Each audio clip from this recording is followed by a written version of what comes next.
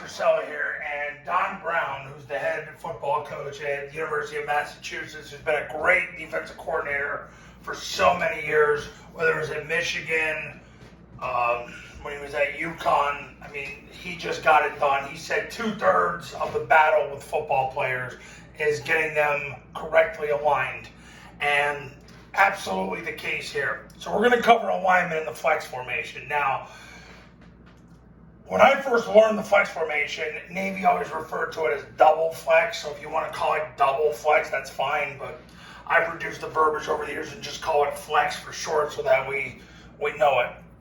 The center's going to put his dominant thumb on the laces, and then he's going to put his least dominant hand on the ground.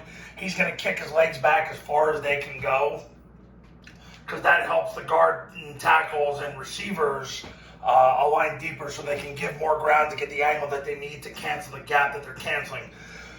The guards are going to align 3.5 feet away from the center. Everybody thinks it's 3. It's really more 3.5. And the reason why is, and I've had several Division I coaches tell me this, triple option coaches tell me this, if you start at 3.5, as the game goes on, it always seems to get closer to 3. Because if you start at 3, you're going to end up at 2.5 or 2 feet. The 1 year Navy started at 3 feet, and the first game, their splits were about 2 feet during the game, as they saw it from their end zone cam after the game.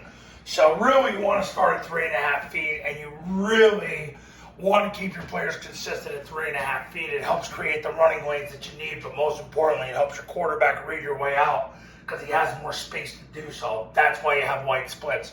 So the guards have their dominant hand at the heels of the center, narrow base, they're narrower than shoulder width apart.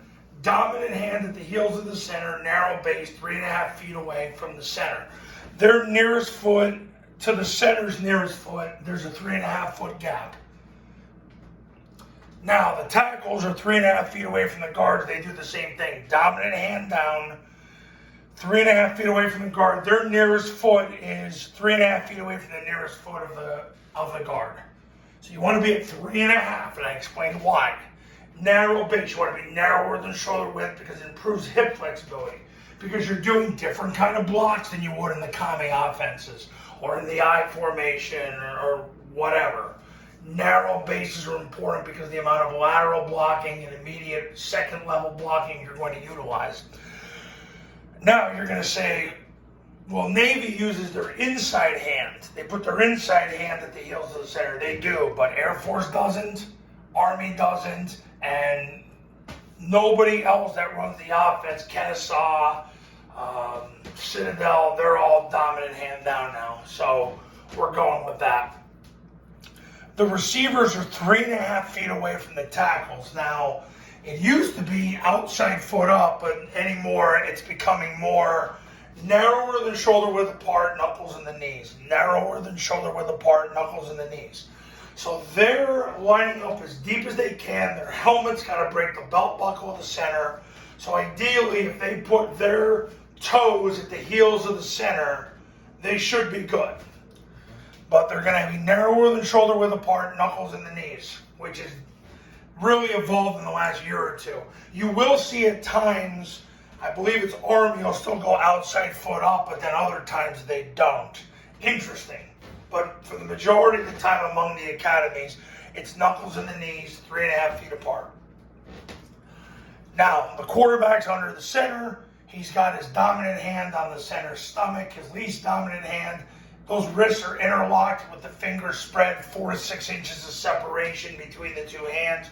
The biggest thing is, and I can tell you this from doing camps in 45 states, it's so important that the quarterback puts his dominant hand on the stomach of the center so he's deep under there to receive the ball. You can always see when a quarterback's going to have ball security with the exchange if he's light on his hands and the hands are not on the stomach. It's got to be deliberate and intentional. The A-backs are going to line 1 yard away from the tackles, narrower than shoulder width apart, knuckles in the knees. So they're narrower than shoulder width apart, knuckles in the knees. Staggering was a big deal years ago because you wanted to have the inside foot back a little bit, because then what happens was it allowed for a better hammer step. And over the years, it's just easier to be 1 yard behind the tackle, narrower than shoulder width apart, knuckles in the knees. So a yard behind the tackle, narrower than shoulder width apart, knuckles in the knees. Yeah, in zone dive, there's nothing wrong with moving up a little bit if it's to your side. Yeah, if you're running the pitch, there's nothing wrong with getting a little deeper to help you get into the pitch a little bit faster. There's nothing wrong with that. Army does it all the time. I learned that from Coach Jeff Monken years ago. The B-back's depth is always dependent on how fast he can get into the ball when the quarterback points the ball. Generally, and like I said, I've worked with B-backs in 45 states. The B-back is generally going to have his hand about 3 yards from the near tip of the ball. Generally, a high school B-back is going to have his hand 3 yards from the near tip of the ball. He puts his dominant hand down. He gets a narrow base. He's got to be into the ball when the quarterback points the ball. Generally, it's 3. If he gets there too fast, he can back up a little bit. But if his hand is 3 yards from the near tip of the ball, that seems to be the average that I've seen over the last 12 years. So this is 2/3 of your battle right here, is getting people correctly aligned. With 3.5-foot splits, they're off the ball as deep as they can be by law, so they can give ground to get the angle that they need to cancel the gap. Center's got his dominant thumb on the laces, his least dominant hand down. All 5 fingers are down. A-backs are a yard behind the tackles, with their narrower than shoulder width, with their knuckles in their knees. B-backs behind the quarterback so he can get into the ball when the quarterback points the ball. And the quarterback has his dominant hand on the center stomach, so he's deep enough under there so there's no issues with the center quarterback exchange. Receivers are 3.5 feet away.